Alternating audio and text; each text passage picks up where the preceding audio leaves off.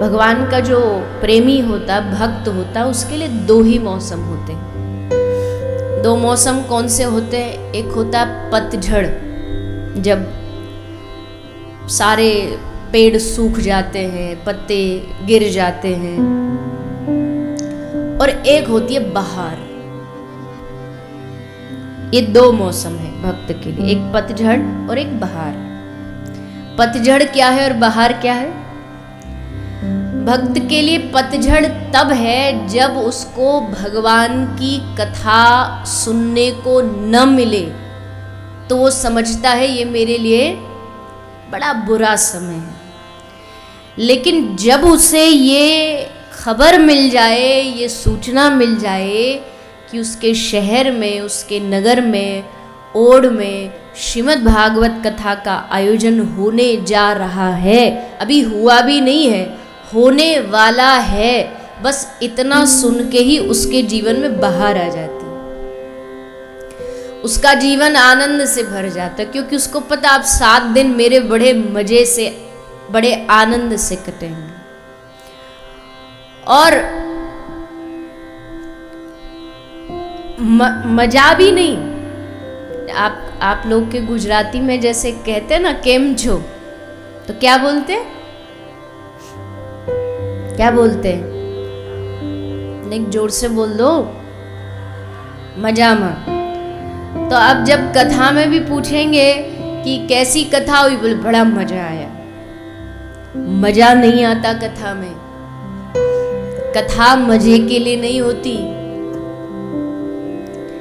भगवान के दर्शन करके आकर के मंदिर में दर्शन प्राप्त करके घर आए, फिर आके ये बोला ना कि बड़ा मजा आया आज मंदिर में, तो मतलब आपने अभी मंदिर का सुख लिया ही नहीं। क्योंकि संसार में मजा आता है, गाठिया फाफड़ा में मजा आता है, ढोकला में मजा आता है, पर यहाँ भगवान की कथा में मजा नहीं है। भगवान की कथा में आनंद है, परमानंद है। कथा में आए और एकदम आनंद में डूब गए, परम रस में डूब गए। तो ये मजे वाली जगह नहीं है, ये आनंद वाली जगह है, ये सुख वाली जगह नहीं है। सुख शायद इससे ज्यादा आपको घर में मिल जाएगा, शायद क्या पक्का ही मिल जाएगा। घर से बढ़िया सुख क्या हो सकता है? टीवी पे बैठ के भी कथा सुनोगे तो भी वहां बीच में ऑर्डर कर सकते हो, भजिया पकोड़ा लाओ, गर्मा गर्म चाय लाओ, वो पीते जा रहे हैं, सुनते जा रहे हैं। यहाँ थोड़ी कोई आपको गरम गरम भजिया खिलाएगा। यहाँ तो अपना चुपचाप आओ, 3 घंटे रूखे सूखे बैठो। पर यहाँ जो 3 घंटे, एक होता मुंह से खिलाना, एक होता कान के द्वारा रस को पिलाना। यहाँ मुख से नहीं खिलाया पिलाया जाता, यहाँ कानों के द्वारा पिबत भागवतम रसमालयम मुहुरहो रसिका भुवि भावुका। यहाँ कथा रस का कान से पान कराया जाता है। और जितनी तुष्टि मतलब संतोष आपको खा करके नहीं आएगा, जितनी संतुष्टि यहाँ भगवान की कथा को श्रवण करके प्राप्त हो सकता है। इसलिए सच्चिदानंद रूपाय विश्वोत्पत्त्यादि हेतवे तापत्रय विनाशाय श्री कृष्णाय वयम नुमः। समय के अनुसार हमने इस श्लोक की कल व्याख्या की, थोड़ा थोड़ा। इस श्लोक पे तो इतना भंडार है कि 7 दिन भी बोल दिया जाए तो कम है। एक एक इसकी पंक्ति, इसके जो शब्द हैं उसमें बड़ा, क्योंकि इस श्लोक ने कृष्ण का परिचय दिया है। किसी भी व्यक्ति से प्यार करने के लिए, प्रेम करने के लिए सबसे पहले तो आपको उसका परिचय जानना पड़ता है। उसका नाम, उसका गांव, उसका काम, उसका स्वभाव, ये सब जानना पड़ता है। तो ये श्लोक कृष्ण का पूरा परिचय देता है। गुण क्या क्या है, काम धंधा क्या है कृष्ण का, बोले विश्वोत्पत्त्यादि हेतवे।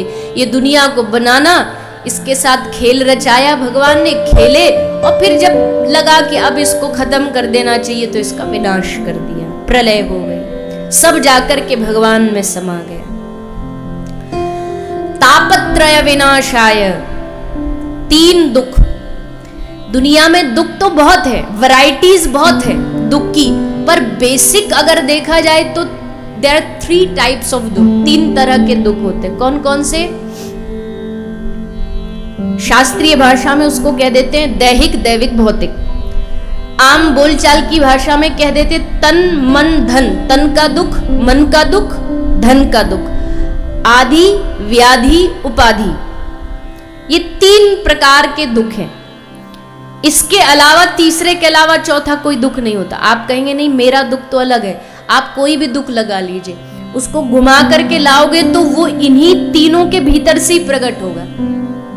या तो किसी को तन का दुख होता है, शरीर, शारीरिक दुख। भगवान ने उसके पास कोई कमी नहीं छोड़ी, खूब पैसा है, धन है, दौलत है, सब कुछ है।